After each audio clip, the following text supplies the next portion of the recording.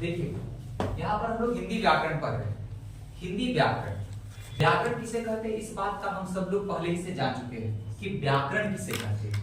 तो व्याकरण किसे कहते हैं, अगर यह प्रश्न आ जाए या कोई आप लोगों से यह प्रश्न पूछे कि व्याकरण किसे कहते हैं, तो आप बड़ी आसानी से उनको बता सकते हैं कि व्याकरण ज्ञान का विज्ञान है और शब्दों को सही तरीका से सजाकर लिखने का एक कला है जिसको हम लोग व्याकरण कहते हैं।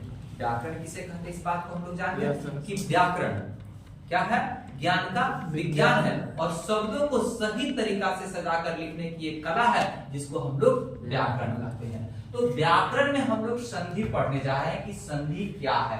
तो सबसे पहले हम लोगों ने जाना कि संधि किसे कहते हैं, है ना। तो हम लोगों ने जाना कि दो या दो वर्णों के मेल से जो विकार उत्पन्न होती है उसी शब्द को हम लोग संधि कहते हैं। समजोधी, संधि का संधि विच्छेद होता है समजोधी, समधि। जैसे हम लोगों ने यहाँ पर हिमालय शब्द का उदाहरण लिया, हिम जोड़ आलय हिमालय।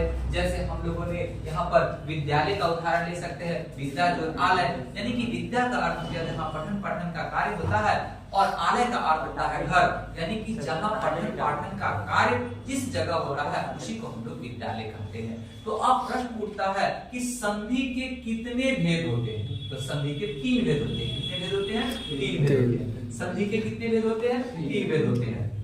सबसे पहला होता है स्वर संधि, विसर्ग संधि, व्यंजन संधि और विसर्ग संधि।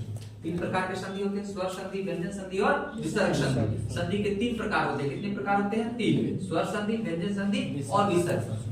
अब सबसे पहला प्रश्न उठता है कि स्वर संधि किसे कहते हैं, व्यंजन संधि किसे कहते हैं और विसर्ग संधि किसे कहते हैं। अब उसके बाद जब आगे बढ़ते हैं तब हम लोग को आता है कि स्वर संधि के कितने भेद होते हैं। तो स्वर संधि के 5 भेद होते हैं। कितने भेद होते हैं?